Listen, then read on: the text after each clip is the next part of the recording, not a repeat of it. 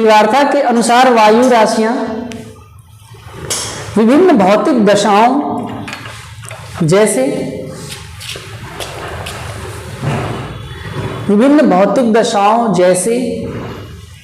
तापमान एवं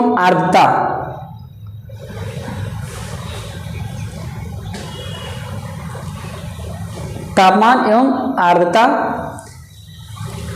के लिए क्षैतिज स्तर पर समरूपता दर्शाते हैं और यह विस्तृत और घने होते हैं।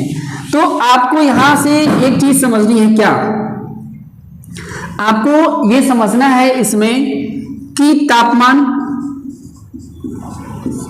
ठीक है, और आर्द्रता, तापमान और आर्द्रता क्षैतिज स्तर पर क्या इस तरीके से, ठीक ना, क्षैतिज स्तर पर तापमान और आर्द्रता में क्या है, समरूपता प्रदर्शित करे और विस्तृत हो, ठीक है। तो इस प्रकार की जो सघन वायु होती है उसको हम वायु राशि बोलते हैं, एयर मास बोलते हैं। क्या क्षैतिज स्तर पर वायु राशि वह होती है जो घना होती है और विस्तृत होती है और तापमान और आर्द्रता में क्या दिखाती है, समरूपता दिखाती है, वह होती है क्या, वायु राशि, ठीक ना। क्या होती है ये, वायु राशि होती है, ठीक। पूरी दुनिया में अगर बात करें वायु राशियों के उत्पत्ति क्षेत्र की, तो पूरी दुनिया में 6 प्रकार के उत्पत्ति क्षेत्र हैं वायु राशियों के। कितने प्रकार हैं, 6 प्रकार हैं। अब इन 6 प्रकारों को हम लोग क्या करेंगे, आराम आराम से समझेंगे, ठीक ना। देखिए पहला क्या है, उष्णकटिबंधीय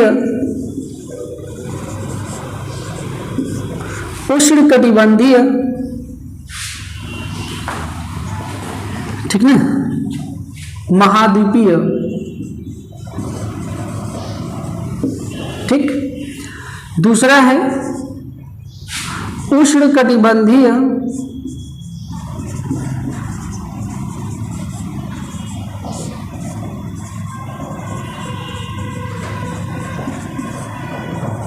महासागरी। तीसरा है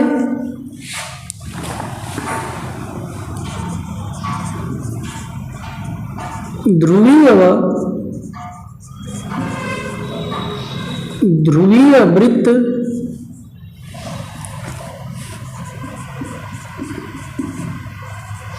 सागरी क्षेत्र। चौथा है भूमध्य सागरीय क्षेत्र।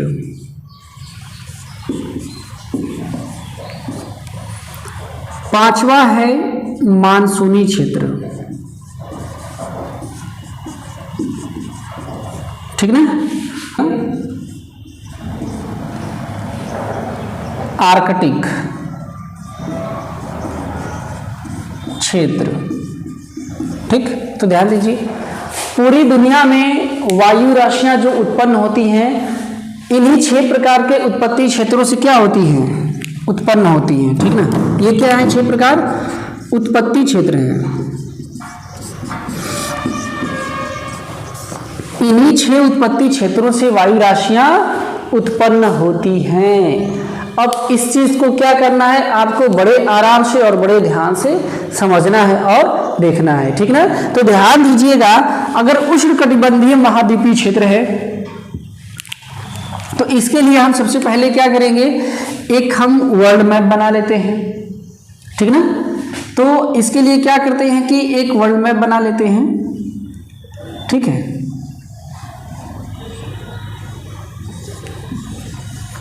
तो एक वर्ल्ड मैप इस प्रकार से हो गया,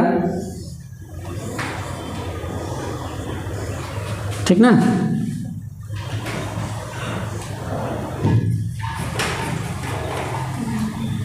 और इस तरीके से हो गया, ठीक है। ध्यान दीजिएगा, ये भूमध्य सागरीय क्षेत्र है और ये ग्रीनलैंड का इलाका है, ये बात है।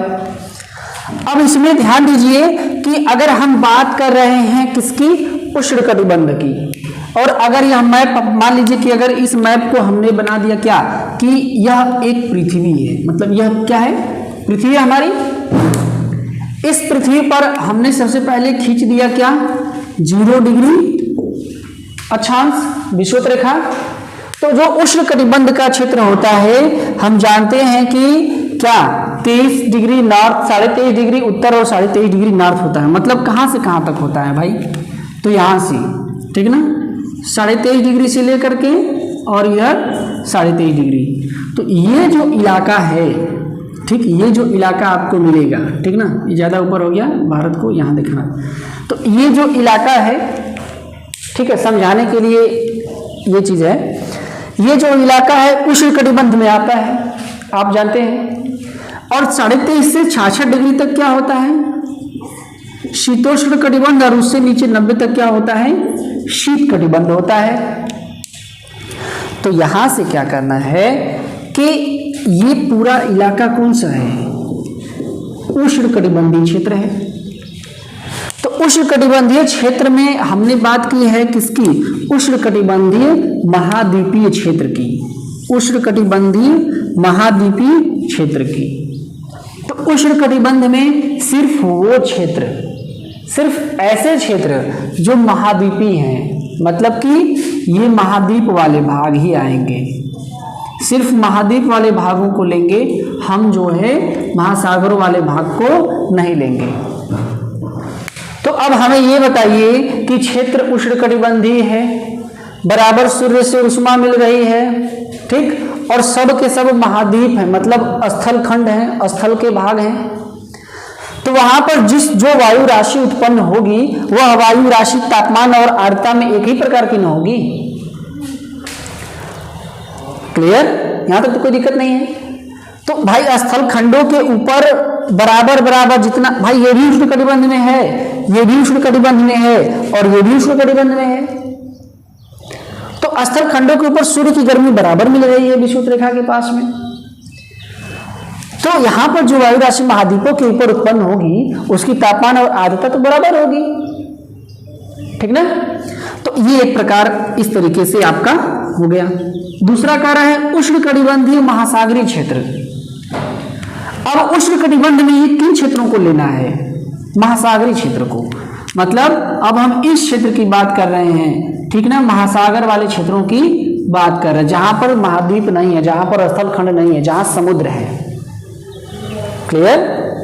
तो इस क्षेत्र में भाई क्या होगा, जो वायु राशि उत्पन्न होगी चूंकि बराबर ऊष्मा प्राप्त कर रहा है, और किस पर ऊष्मा प्राप्त हो रही है, समुद्र पर ही प्राप्त हो रही है, महासागर पर ही प्राप्त हो रही है। तो यहां पर जो वायु राशि उत्पन्न होगी उसकी तापमान और आर्द्रता क्या होगी, समरूप होगी। और विस्तृत है, विशाल है, भाई दायरा तो बड़ा है ना, क्षेत्र बड़ा है। क्लियर। उसके बाद ध्रुवीय व ध्रुवीय वृत्त व असागरीय क्षेत्र, कौन सा, ये वाला ध्रुवीय और ध्रुवीय वृत्त सागरीय क्षेत्र क्या है भाई, ये ध्रुवों के पास का ये जो पूरा इलाका होगा, और दक्षिण ध्रुव के पास का जो पूरा इलाका होगा, वहां पर भी सेम कंडीशन है, सूर्य से आने वाला प्रकाश और ऊर्जा ऊष्मा जो भी है वो सब बराबर क्षेत्र में मिल रहा है। तो यहाँ पर जो वायु राशि उत्पन्न होगी उसके तापमान और आर्द्रता में समरूपता होगी। जिस प्रकार का तापमान एक वायु राशि में होगा, ठीक है, उसी प्रकार का तापमान उसी क्षेत्र में उत्पन्न दूसरी वायु राशि के भी बराबर होगा, ठीक ना। तो वायु राशि क्या होगी, तापमान और आर्द्रता में समरूप हो गई, लगभग समान हो गई, ठीक ना।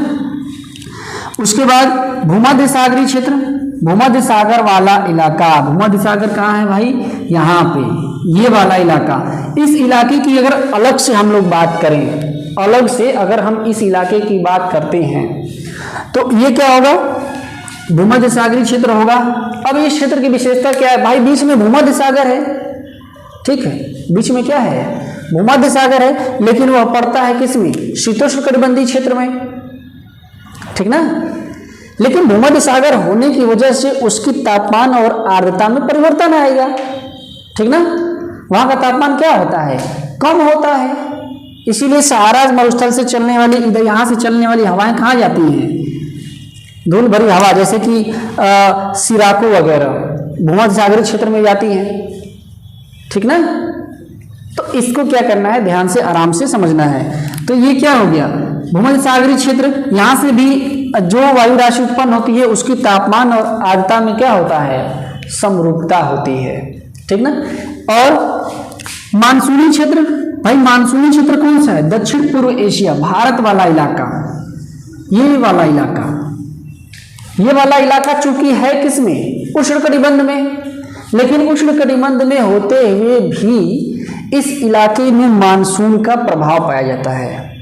तो यहां से एक अलग ही प्रकार की वायु राशि उत्पन्न होगी जो इस पूरे क्षेत्र को क्या बना देगी, उष्ण आर्द्र बना देगी, ठीक ना, उष्ण आर्द्र बना देती है मानसून, ठीक है। इसीलिए ना भाई विद्वानों ने क्या कहा है कि जो गर्म देशों वाले लोग, उष्ण आर्द्र क्षेत्रों में रहने वाले लोग होते हैं वो आलसी होते हैं, तो भारत वाले क्या होते हैं, आलसी होते हैं, ठीक है। और होते ही है, देखिए वो मतलब खा पी के बस क्या है, पॉपुलेशन बढ़ा रहे हैं और काम दाम बहुत कम, ठीक ना। तो उसके बाद फिर चौथा छठवां क्या है, ध्रुवीय आर्कटिक क्षेत्र। ये जो आर्कटिक सागर का जो आर्कटिक महासागर का इलाका वाला है, ध्रुवों के पास, ध्रुव के उत्तरी ध्रुव के पास, इस आर्कटिक क्षेत्र में भाई तापमान और आर्द्रता समरूप मिलती है। क्यों, क्योंकि इस आर्कटिक क्षेत्र में क्या होता है, सूर्य का जो प्रकाश है और सूर्य से जो आने वाली ऊर्जा है वो लगभग एक ही प्रकार की इसमें हमें देखने को मिलती है, ठीक ना। तो ये तो थे वायु राशियों के उत्पत्ति के 6 क्षेत्र। इन एरिया से, इन क्षेत्रों से वायु राशियां क्या होती हैं, उत्पन्न होती हैं, ठीक। अब वायु राशियों का जब हम लोग वर्गीकरण करेंगे तो यह 2 प्रकार से करेंगे। क्या करेंगे, वायु राशियों का जो वर्गीकरण होगा वह 2 प्रकार से होगा, ठीक है। तो इसको हम लोग देख लेते हैं,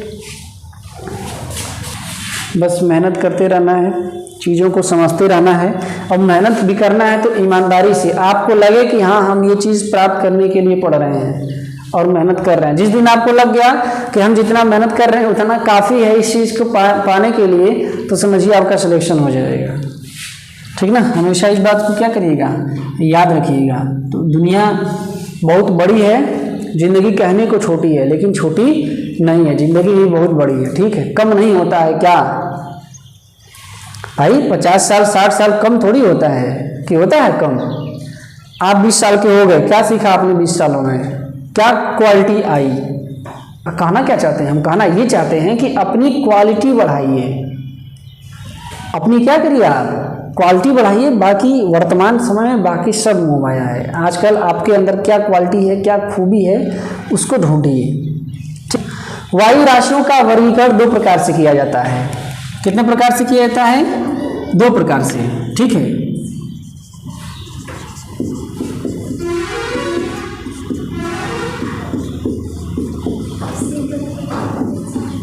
वायु राशि का वर्गीकरण, वायु राशि का वर्गीकरण 2 प्रकार से होगा। जो पहला होगा वो होगा क्या, उष्णकटिबंधीय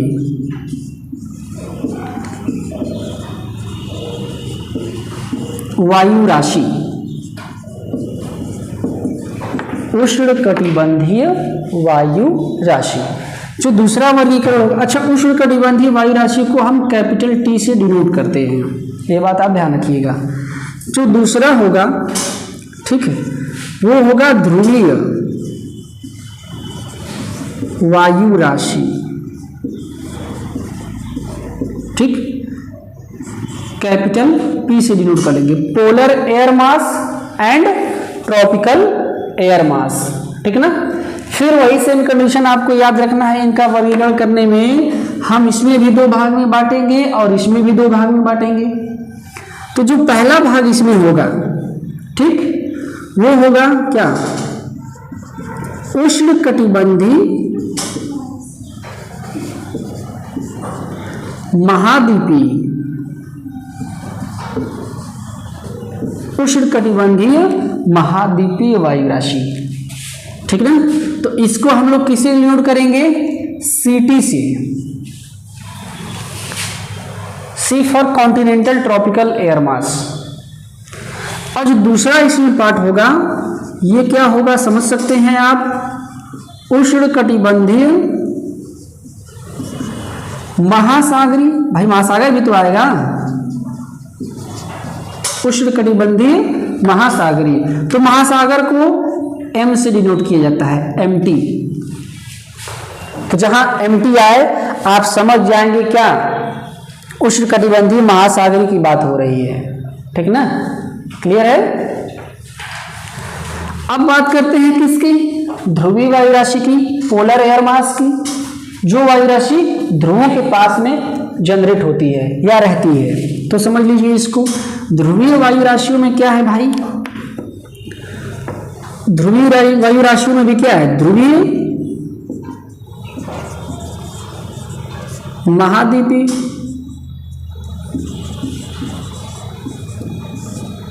ध्रुवीय, महाद्वीपी। तो इसका मतलब क्या है, सीपी, कॉन्टिनेंटल और पोलर हो जाएगा, कॉन्टिनेंटल एंड पोलर। कॉन्टिनेंट का मतलब होता है महाद्वीप, पोल का मतलब ध्रुव, तो कॉन्टिनेंटल पोलर ध्रुवीय महाद्वीपी वायु राशि। और दूसरा क्या हो जाएगा, ध्रुवीय महासागरी, ध्रुवीय महासागरी वायु राशि, ठीक। तो ये क्या हो जाएगा, एमपी, ठीक ना। ये जो प्रकार है, अगर इन प्रकारों को हम अगर वर्ल्ड में नक्शे पर अगर हम कहें कि अच्छी तरीके से हम समझ लेंगे तो बहुत बढ़िया हो जाएगा। तो इसके लिए हम क्या करेंगे, फिर एक वर्ल्ड मैप बनाएंगे, ठीक है। क्या करेंगे, फिर एक वर्ल्ड मैप बनाते हैं, ठीक ना। तो इसको क्या करना है, ध्यान से आपको समझना है। ये मैक्सिको की खाड़ी बना दी है, क्या बना दिए हैं, ये खाड़ी कौन सी है, मैक्सिको की खाड़ी, ठीक ना, ठीक है। और ये जो आपका है, ये दक्षिणी अमेरिका, ये उत्तरी अमेरिका है, ठीक। ये आपका क्या बन गया, अफ्रीका बन गया। ये आपका क्या बना, यहाँ से इस कलर से बता देते हैं, यहाँ से आपका क्या बना, ये भूमध्य सागरीय क्षेत्र हो गया आपका, ठीक। और ये क्या हो गया, ऑस्ट्रेलिया, ये अंटार्कटिका बन गया। ध्यान दीजिए अब इसमें क्या क्या है। सबसे पहले हम लोग देखते हैं किसको, उष्णकटिबंधीय वायु राशि को, ट्रॉपिकल एयर मास देखते हैं। एयर मास को फिर से समझ लीजिए क्या है, वायु का ऐसा पुंज, वायु का ऐसा पुंज जो घना हो, विस्तृत विशाल क्षेत्र पे हो और उसके तापमान और आर्द्रता में क्षैतिज रूप से समरूपता हो। क्या हो, क्षैतिज रूप से, मतलब इस प्रकार से समरूपता हो, लंबवत ऐसे ऐसे नहीं, ऐसे ऐसे समरूपता हो ही नहीं सकता, ठीक ना, क्षैतिज रूप से समरूपता होती है। तो ध्यान दीजिए, इसमें सबसे पहला क्या है, उष्णकटिबंधीय महाद्वीपी। तो हमें ये बताइए कि महाद्वीपों के ऊपर, कहाँ पे, महाद्वीपों के ऊपर ये है उष्णकटिबंध का क्षेत्र, ठीक ना।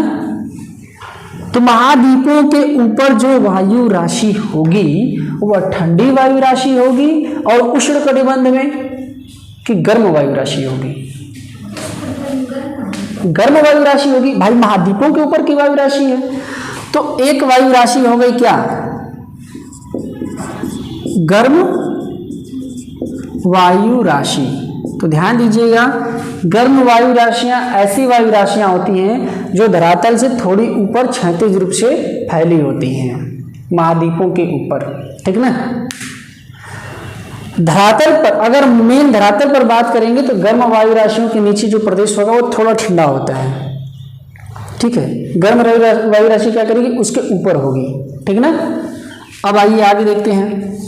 इसी प्रकार से जो उष्णकटिबंधीय महासागरीय वायु राशि होगी, ठीक, जो यह वायु राशि होगी उष्णकटिबंधीय महासागरीय, यह उतनी तो गर्म नहीं होगी लेकिन फिर भी होगी, ठीक। और इस वायु राशि में दाब ज्यादा रहेगा, आर्द्रता ज्यादा होगी, ठीक। और टेम्परेचर तो नहीं होगा लेकिन जो ऊर्जा होगी वो इस वायु राशि में क्या होगी, मतलब ये वायु राशि क्या, इसके, हाँ ये महासागर वाली, ये वायु राशि बीच वाली, ठीक, बात समझ आ रही है ना।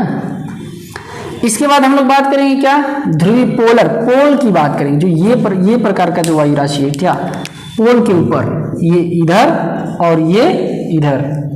तो भाई इधर क्या होगा, जो महाद्वीपीय होगा वहां का जो टेम्परेचर होगा, महाद्वीपों के ऊपर का टेम्परेचर क्या होगा, ज्यादा होगा। लेकिन हमेशा ये ध्यान रखना है कि उष्णकटिबंधीय वाले से ज्यादा नहीं होगा, उससे तो कम होगा ना भाई। ये उष्ण क्षेत्र में है, ये क्या है, ट्रॉपिकल रीजन में है, उष्णकटिबंधीय क्षेत्र में है। और ये राशियां क्या है आपकी, पोलर में है, ठीक ना, फ्रिजिड जोन में है, समझिए इसको, ठीक। तो ध्रुवीय है, पोलर है ये, ठीक ना। तो इसमें क्या है कि अब इसमें महाद्वीपीय जो महासागरीय होगा वो और ठंडा होगा, ठीक है। तो इस प्रकार से वायु राशियों को आपको क्या करना है, समझना है।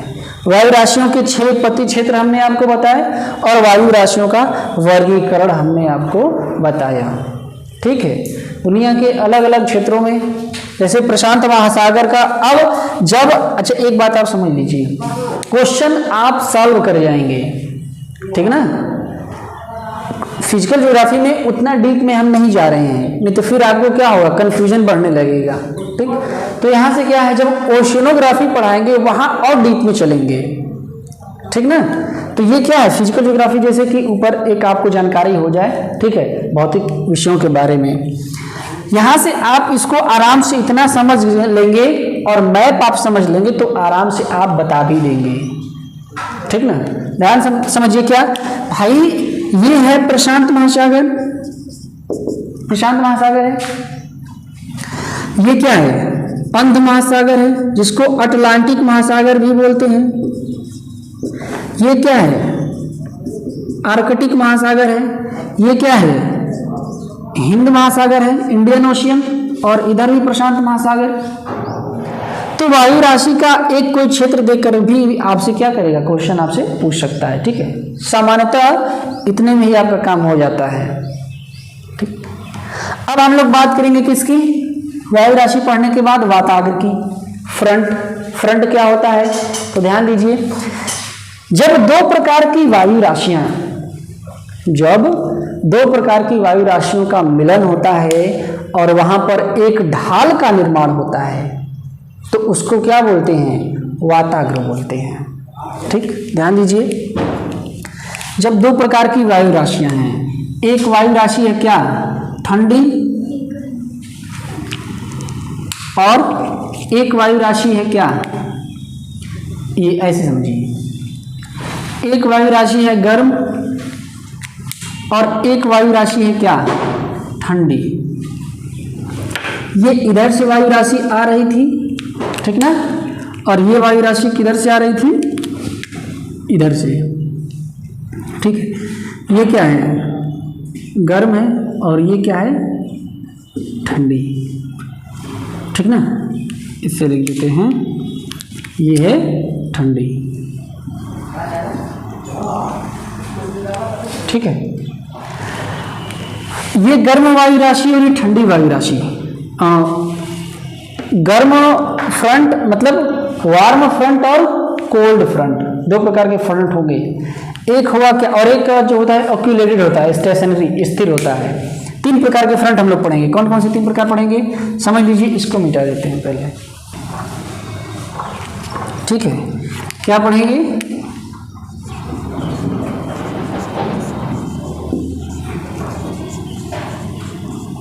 ध्यान दीजिएगा, यहां से ये बहुत इंपॉर्टेंट है, वाताग्र के प्रकार, ठीक है। तो ध्यान दीजिए, वाताग्र क्या होता है, वायु राशि आपने समझ लिया, वायु राशि आपने समझ लिया, तापमान और आर्द्रता में समरूपता होगी, क्षैतिज रूप से विशाल होंगे, विस्तृत होंगे, घने होंगे, तो उसको क्या बोलेंगे, ऐसे वायुपुंज को हम एयर मास बोलते हैं, वायु राशि बोलते हैं, ठीक है।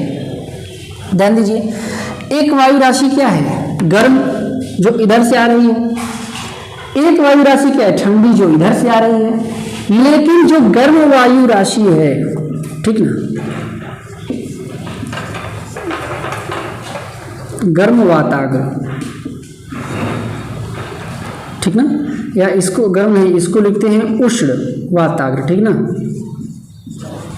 वार्म फ्रंट, वार्म फ्रंट क्या होता है, गर्म वायु राशि क्या होती है? आक्रामक होती है। गर्म वायु राशि क्या होगी? आक्रामक होगी। और जब गर्म वायु राशि आक्रामक होगी तो यह क्या करेगी? ठंडी वायु राशि को नीचे दबा देगी और अपने उसके ऊपर चढ़ बैठेगी। तो इस प्रकार से जिस स्लोप का, जिस ढाल का निर्माण होता है, इसी को क्या बोलते हैं? फ्रंट बोलते हैं, वाताग्र बोलते हैं। क्लियर? ठीक ना। इसमें आक्रामक थी गर्म वायु राशि, इसने क्या किया कि ठंडी वायु राशि को नीचे दबा दिया और उसके ऊपर खुद हो गई। तो यह क्या है? उष्ण वाताग्र है, वार्म फ्रंट है। क्लियर? इसी प्रकार की कंडीशन बनने से चक्रवात आते हैं। भाई अब इस क्षेत्र में अव्यवस्था फैल जाएगी ना, बताइए, समझिए कैसे। ये गर्म है, निम्न दाब होगा, ये ठंडी है, उच्च दाब होगा, लेकिन जहां पर दोनों का मिलन होगा वहां तो निम्न और उच्च दोनों हो जाएंगे, तो यहां पर चक्रवात का तो निर्माण होगा। दूसरा होता है शीत वाताग्र, ठीक ना, कोल्ड फ्रंट। शीत वाताग्र क्या होता है भाई? देखिए, शीत वाताग्र में ये ठंडी वायु राशि थी, ठीक ना, और ये है क्या? ठंडी वायु राशि, ये है गर्म वायु राशि। ठीक, इसमें क्या हुआ कि ठंडी वायु राशि ज्यादा वेगवान है, ज्यादा आक्रामक है। आक्रामक का मतलब ज्यादा प्रचंड है। जैसे एक वायु राशि है, प्रचंड नहीं है, ठंडी है लेकिन धीरे धीरे आगे बढ़ रही है, और एक क्या है? ठंडी है लेकिन प्रचंड है, बहुत तेजी से आगे भाग रही है। तो होगा क्या भाई? ये क्या करेगी? जब गर्म वायु राशि से टकराएगी तो उसको उठा के फेंक देगी ऊपर। गर्म वायु राशि से टकराई और उसके नीचे चली गई, प्रचंड है तो गर्म। तो इस प्रकार से जिस प्रकार के वाताग्र का निर्माण होता है, जो यह वाताग्र होगा, ठीक है, जो यहां पर भी क्या होगा? फ्रंट का निर्माण होगा। जो दो वायु राशियों का जो स्लोप होता है, जो ढलान होता है, ठीक ना, उसी को क्या बोलते हैं? फ्रंट बोलते हैं। ऐसे भी आप बोल सकते हैं कि जब दो वायु राशियां, एक ठंडी और एक गर्म, मिलती हैं तो वाताग्र का निर्माण होता है। ठीक, इसी को फ्रंट बोलते हैं, वाताग्र बोलते हैं। ठीक है, और ये क्या करते हैं? चक्रवातों की उत्पत्ति का, तूफान की उत्पत्ति का कारण बनते हैं। चक्रवातों की उत्पत्ति का कारण बनते हैं, तूफान की उत्पत्ति का कारण बनते हैं। ठीक ना। तीसरा होता है स्थिर वाताग्र। क्या होता है? स्थिर वाताग्र, ऑक्लूडेड फ्रंट। कभी कभी क्या होता है, न तो गर्म वायु राशि प्रचंड है, आक्रामक है, और ना ही ठंडी वायु राशि आक्रामक है। आक्रामक कोई नहीं है, ठीक ना, आक्रामक कोई नहीं है। घर में दो लोग हैं, एक आक्रामक है और एक कमजोर है, तो आक्रामक वाला क्या करेगा? कमजोर वाले के ऊपर चढ़ बैठेगा। अब समझिए इसको, इसमें कंफ्यूजन हो रहा होगा, उसी कंफ्यूजन को अभी दूर करेंगे हम। भाई दोनों कंडीशंस में, दोनों स्थितियों में ऊपर उठ रही है गर्म वायु राशि, लेकिन प्रकार तो दो हो जा रहा है। तो देखिए, एक था जिसमें इसका जो है वायुदाब कम था, ठीक ना, मतलब गर्म वायु राशि क्या है? शरीर में भारी भरकम नहीं है, लेकिन अपनी आवाज से भारी भरकम आदमी को डरा दे रहा है। एक आदमी क्या है? भारी भरकम नहीं है, मोटा तगड़ा नहीं है, पतला ही है, लेकिन क्या कर रहा है? अपने भौकाल से, आवाज से भारी भरकम आदमी को दबा दे रहा है। तो एक कंडीशन यहां पर है। तो भाई ये आक्रामक है, तो गर्म वाली जब आक्रामक होती है तो ठंडी वाली को दबा देती है, उसके ऊपर चढ़ बैठती है। तो ये होता है उष्ण वाताग्र, वार्म फ्रंट, ठीक ना। दूसरे कंडीशन में क्या हुआ? भारी भरकम आदमी क्या है? आक्रामक है, और जो पतला वाला है लुल्लुपुंज जो चुपचाप बैठा हुआ है। लेकिन जब भारी भरकम वाला जो ठंडा है वो आक्रामक है, ये गया तो उसको उठा के फेंक दिया, तो दोनों कंडीशन में तो वही ऊपर गया। लेकिन अंतर क्या है कि ठंडी वाली आक्रामक होगी तो गर्म वाली को क्या करेगी, ऊपर फेंक देगी। तो इस प्रकार से जो वाताग्र का निर्माण होता है वो होता है शीत वाताग्र, कोल्ड फ्रंट।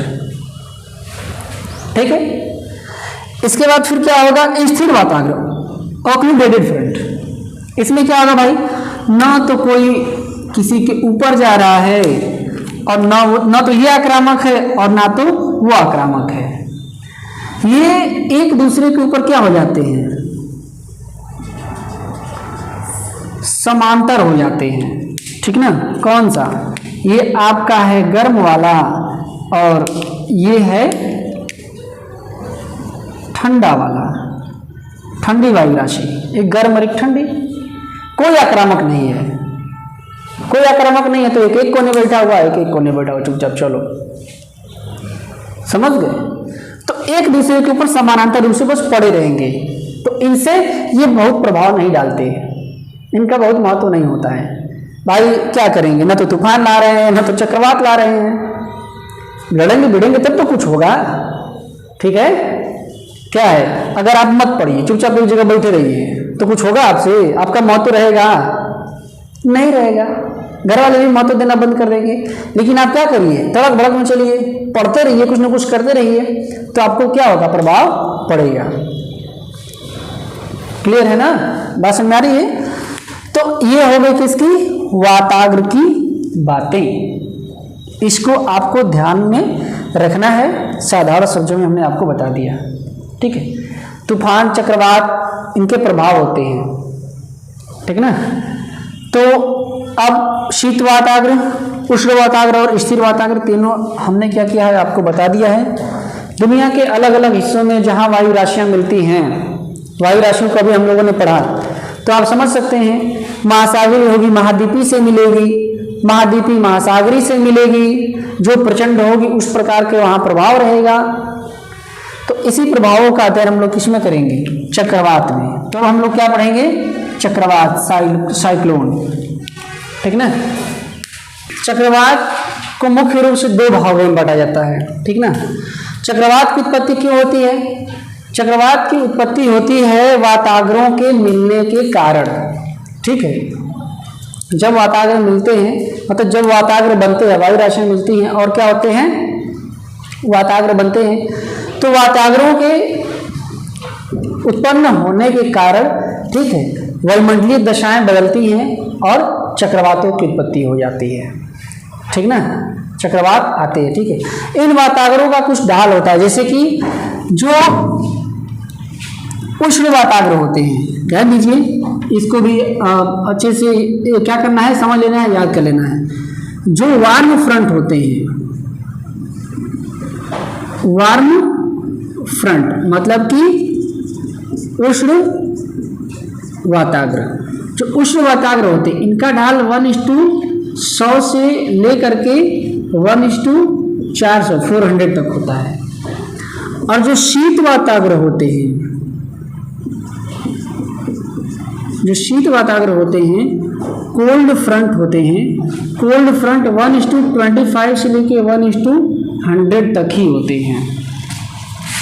तो ये क्या है, वाताग्रों की ढाल है। उष्ण वाताग्र, वार्म फ्रंट का ढाल कितना है, 1:100 से 1:400 तक, और शीत वाताग्र का ढाल कितना है, 1:25 से लेकर के 1:100 तक। अब इसमें हम जब चक्रवात की बात करेंगे तो चक्रवात मुख्य रूप से दो प्रकार के होते हैं, उष्णकटिबंधीय चक्रवात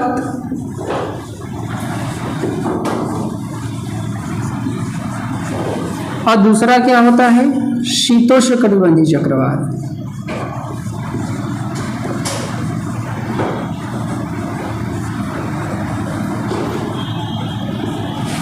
तो सबसे पहले हम लोग बात करेंगे उष्णकटिबंधीय चक्रवातों की। ठीक ना, किसकी बात करेंगे, उष्णकटिबंधीय चक्रवातों की। तो देखिए, ये है हमारी पृथ्वी, पृथ्वी का एक गोलार्ध उत्तरी गोलार्ध और दूसरा गोलार्ध क्या, दक्षिणी गोलार्ध। ये है क्या, 0 डिग्री अक्षांश विषुवत रेखा। उष्णकटिबंधीय चक्रवातों में जो चक्रवातों की जो दिशा होती है, याद रखिएगा, जो चक्रवातों की जो दिशा होती है वो क्या होती है, एंटी क्लॉकवाइज होती है। चक्रवात इस तरीके से घूमते हैं, ठीक है, कैसे घूमते हैं, एंटी क्लॉकवाइज।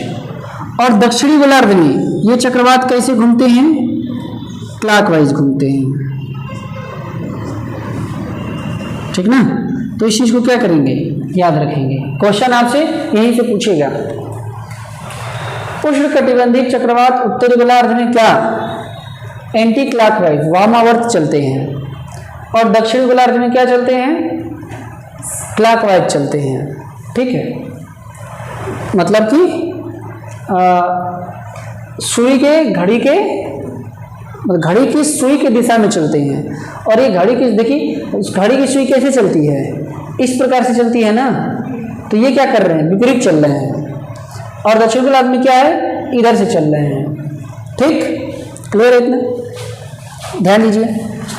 उष्णकटिबंधीय जब चक्रवात आते हैं, उष्णकटिबंधीय चक्रवातों का मतलब क्या है, उष्णकटिबंध से है। जो ताप और दाब कटिबंध हमने आपको पढ़ाया था, तो ताप कटिबंध में हम लोग उष्णकटिबंध पढ़े थे। तो उष्णकटिबंधीय चक्रवातों का मतलब धरातल के या पृथ्वी के उष्णकटिबंध में उत्पन्न होने वाले चक्रवातों से है, ठीक है। इन चक्रवातों में क्या होता है, अंदर निम्न वायुदाब का केंद्र होता है। क्या होता है, इनका जो केंद्र है निम्न वायुदाब केंद्र, ठीक ना। बाहर क्या होता है, उच्च वायुदाब होता है। तो भाई चक्रवातों के अंदर देखिए अब क्या हुआ, अगर किसी भी जगह का, किसी भी धरातल के ऊपर कहीं की भी हवा क्या हुई, गर्म हो गई और गर्म होकर के ऊपर चली गई, तो वहां जो वायु का दाब होगा, हवा है ही नहीं है, तो निम्न हो जाएगा। निम्न हो जाएगा मतलब शांत वायुदाब का केंद्र हो जाएगा, ठीक ना। तो जब शांत वायुदाब का केंद्र हो जाएगा तो बाहर की हवा क्या करेगी, उस केंद्र को भरने के लिए, उस खाली जगह को भरने के लिए दौड़ पड़ेगी। तो यही बाहर की हवा क्या कर रही है, देखिए यही बाहर की हवा क्या कर रही है, देखिए जैसे यहाँ पे कि यह जगह क्या है, खाली है अंदर का, तो बाहर की हवाएं क्या करेंगी, इसको भरने के लिए अंदर की तरफ दौड़ पड़ेगी, ठीक है। बाहर की हवा क्या करेगी, इसको भरने के लिए अंदर की तरफ क्या करेगी, दौड़ पड़ेगी। तो इसी को क्या बोलते हैं, चक्रवात बोलते हैं।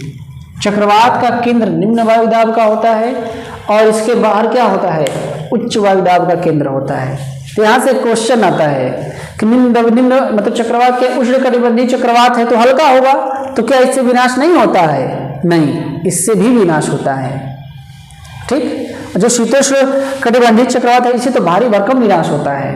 हम लोग अभी बात कर रहे हैं किसकी, इसकी उष्णकटिबंधीय चक्रवातों की हम लोग बात कर रहे हैं, ठीक ना। तो क्वेश्चन जहां से पूछता है यहां से पूछेगा, क्या पूछेगा, दिशा उत्तरी गोलार्ध में, याद रख लीजिए, क्या घड़ी की सुई की विपरीत दिशा में, दक्षिणी गोलार्ध में घड़ी की सुई की दिशा में, और चक्रवातों का केंद्र निम्न वायुदाब का होता है, बाहर उच्च वायुदाब का होता है। क्लियर है इतना, ठीक। एक क्वेश्चन आपसे और पूछेगा, चक्रवातों की अगर हम लोग बात करेंगे, उष्णकटिबंधीय चक्रवातों में दो चक्रवात आते हैं। उष्णकटिबंधीय चक्रवातों में दो चक्रवात, एक जो चक्रवात आता है उसका नाम क्या है, हरिकेन, और दूसरा है उष्णकटिबंधीय चक्रवात टाइफून, ठीक है। पवनी पढ़ाते समय हमने बताया था ना कि आपको इसमें चक्रवात पढ़ाएंगे तो बता देंगे, ठीक है। तो एक जो चक्रवात है वो है हरिकेन और दूसरा है टाइफून। अब क्वेश्चन आपसे ये पूछेगा कि बताइए हरिकेन चक्रवात कहाँ आता है और टाइफून कहाँ आता है। ये भी ध्यान देना है आपको, हरिकेन चक्रवात उतने विनाशकारी भी नहीं होते हैं, लेकिन थोड़े बहुत जो है कि दिक्कत तो करते हैं, और ये हमेशा उत्पन्न नहीं होते। हरिकेन क्या होते हैं, कभी कभी उत्पन्न होते हैं, ठीक। तो अमेरिकी क्षेत्र में उष्णकटिबंधीय चक्रवात को क्या बोला जाता है, हरिकेन बोला जाता है। भारत में अगर यह चक्रवात आएगा तो उसको चक्रवात ही बोलेंगे। भारत में अगर यह चक्रवात आएगा तो उसको चक्रवात ही बोलेंगे। और अगर अमेरिका क्षेत्र में आएगा तो उसको हरिकेन बोलेंगे, ठीक। और अगर चीन जापान के क्षेत्र में आता है यह चक्रवात तो उसको टाइफून बोलते हैं, ठीक। हरिकेन चक्रवात कहाँ आता है, याद रखिए, यूएसए क्षेत्र में। और टाइफून कहाँ आता है, चाइना क्षेत्र में।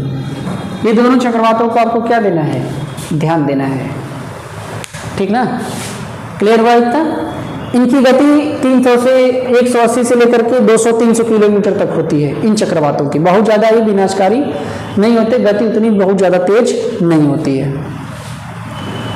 क्लियर हुआ। अब हम लोग पढ़ेंगे किसको। अच्छा, एक बात और ध्यान दीजिए, चक्रवात आने से पहले की स्थिति हमने, जब हम आपको बादल पढ़ा रहे थे तो बादल पढ़ाते समय हमने क्या बताया था कि एक ऐसा बादल है जो चक्रवातों के आने का संकेत देता है, ठीक है। वो बादल दिखेंगे तो समझ जाइए क्या है, चक्रवात आएंगे। ध्यान देना है इसमें। वो बादल कौन सा है, पच्छाद मेघ है, सीरस क्लाउड, चक्रवातों के आने का संकेत देते हैं। क्वेश्चन आपसे नेट में पूछेगा कि बताइए चक्रवात, तो अगर कहीं पर कोई चक्रवात आने वाला है तो उससे पहले वहां की स्थिति क्या होगी। तो ध्यान दीजिए, नोट कर लीजिए, क्या निम्न वायु दाब, दूसरा वह क्षेत्र क्या हो जाएगा, शांत हो जाएगा, तो वायु दाब निम्न, क्षेत्र शांत। तीसरा क्या होगा भाई, तापमान वहां बढ़ जाएगा, तापमान में क्या होगी, वृद्धि होगी। क्षेत्र एकदम शांत, तापमान में वृद्धि, वायु दाब एकदम कम हो गया, ठीक है। और क्या होगा भाई, और इसमें क्या होगा, ध्यान दीजिए, पच्छाद मेघ दिखने लगेंगे। कौन से मेघ दिखेंगे, पच्छाद मेघ, सीरस क्लाउड दिखेंगे, ठीक। और यह जो है कि किस प्रकार की वायु राशि के कारण होता है, तो हमने आपको बताया था यह उष्णकटिबंधीय महाद्वीपीय वायु राशि के कारण होगा, ठीक ना। महाद्वीपों पर क्या हो जाएगा, निम्न वायु दाब का केंद्र बनेगा। तो समुद्र से महाद्वीपों के खाली स्थान को भरने के लिए महासागरों से क्या होगा, उष्णकटिबंधीय, क्योंकि हम लोग उष्णकटिबंधीय चक्रवात की बात कर रहे हैं।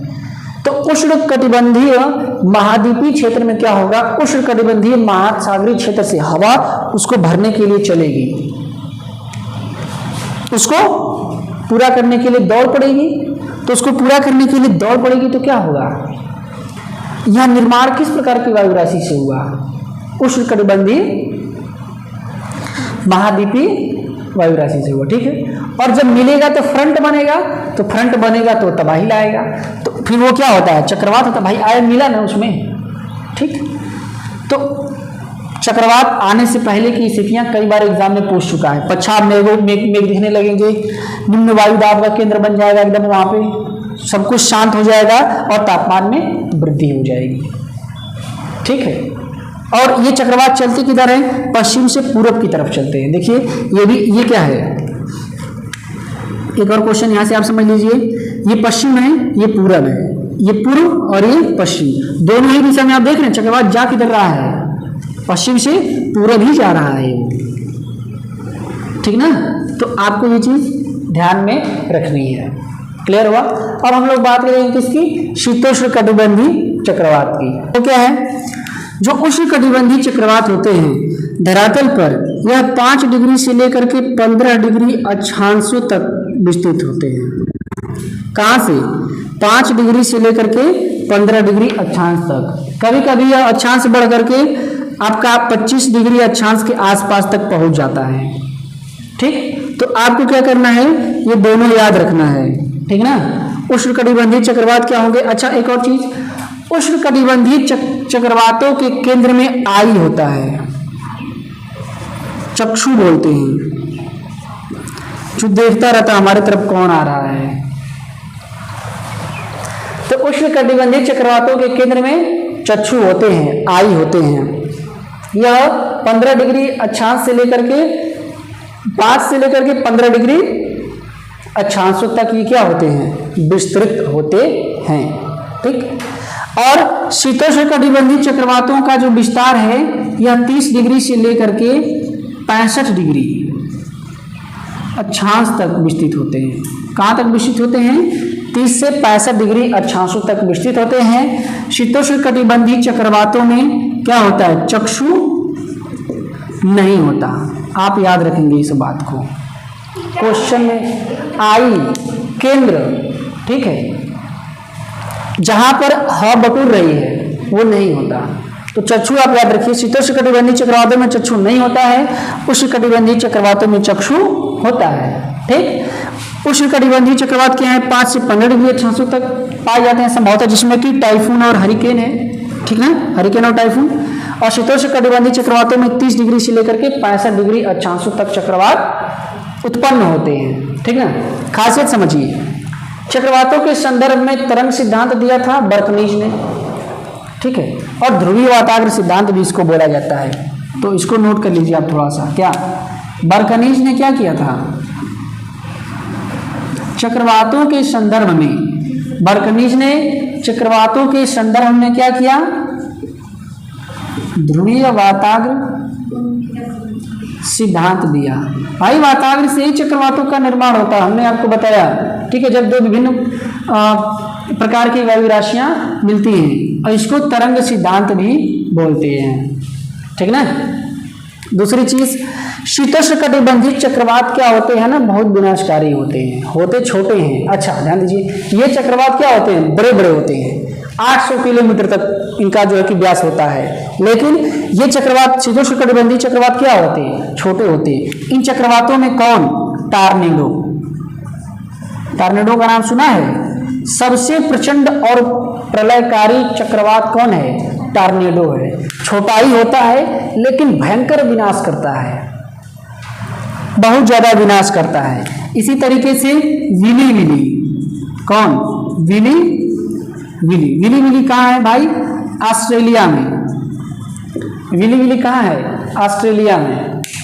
ऑस्ट्रेलिया के पश्चिमी तट पे विली विली आता है, ठीक ना।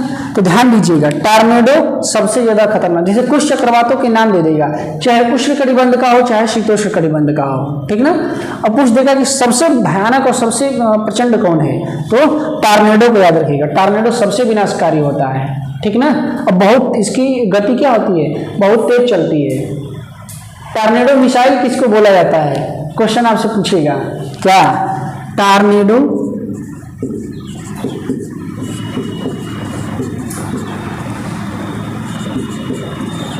मिसाइल, टार्नेडो मिसाइल किसको बोलते हैं? जब टार्नेडो आता है ना तो अपने साथ पेड़ों को उठा लेता है, उनकी टहनियों को तोड़ मरोड़ देगा, खंभों को उखाड़ के अपने साथ लेके चलेगा, छतों के जो घर हैं घरों के छतों को उठा के ईंट कंकड़ पत्थर सब अपने साथ लेके चलेगा, और लेके जहां गिराएगा वहां क्या हाल होगा। तो इसीलिए टार्नेडो में जो घरों के छत वगैरह, ठीक है, पेड़ों की टहनियाँ पत्थर वगैरह सब है ना, टीन शेड वगैरह सब लेके चलता है ये। तो इसीलिए इन चीज़ों को टार्नेडो चक्रवात में टार्नेडो मिसाइल कहते हैं। और जहाँ पहुँचता है ये बड़ी, वहाँ पर मतलब भयंकर समझ लो कि पूरा तहस नहस कर देता है, ठीक। कंकड़ पत्थर चट्टानों के घर तक टूट जाते हैं, सब खत्म हो जाता है। तो बड़े भयंकर और विशालकारी होते हैं, ठीक है। ध्यान दीजिए, अगर हम लोग टाइफून की बात करें तो टाइफून वर्ष में 21 बार संभवतः आ जाता है। हाँ, टॉर्नेडो उतना नहीं आता लेकिन फिर भी आता है, ठीक है, 2-4 बार तो आ ही जाएगा, ठीक। तो आप मत चिंता करिए, हम लोग के यहाँ नहीं आता है ये अमेरिका के क्षेत्र में ही आता है, ठीक है, अमेरिकी क्षेत्र में आता है, नहीं अमेरिकी क्षेत्र में, ठीक है। भारत में भी चक्रवातों से नुकसान हुआ है, भारत में भी चक्रवातों से नुकसान हुआ है। भारत में एक बार चक्रवात आया था 1971 के आसपास में या 1984 के आसपास में, हुगली नदी का पूरा मुंह बंद हो गया था बंगाल की खाड़ी में जब चक्रवात आया था तो, ठीक है, और कई हजार लोग मारे गए थे उसमें, ठीक ना। क्यों? उस समय क्या था कि उस समय मौसम की सूचना देने के लिए जीआईएस सिस्टम इतना इम्प्रूव नहीं था। आज क्या है, अगर बंगाल की खाड़ी में अंडमान के पास में जो है कि कई सौ किलोमीटर दूर चक्रवात उत्पन्न होगा तो उसकी दिशा पहले ही बता देंगे कि कब भारत में पहुंचेगा, और वहां से लोगों को क्या कहता है, गांव शहर खाली कर ले जाता है कि भैया छोड़ के चलो, बच्चे कुछ रहेगा तो आकर के देखना, नहीं तो अभी फिलहाल जान बचाओ अपनी। समझ गए। सबसे ज्यादा चक्रवात से प्रभावित कौन होता है भारत में, उड़ीसा और पश्चिम बंगाल, ठीक ना, तो ध्यान दीजिएगा इसको। ठीक, अब चक्रवात, इसकी भी बाकी सारी विशेषताएं उष्णकटिबंधीय चक्रवातों की ही विशेषता है।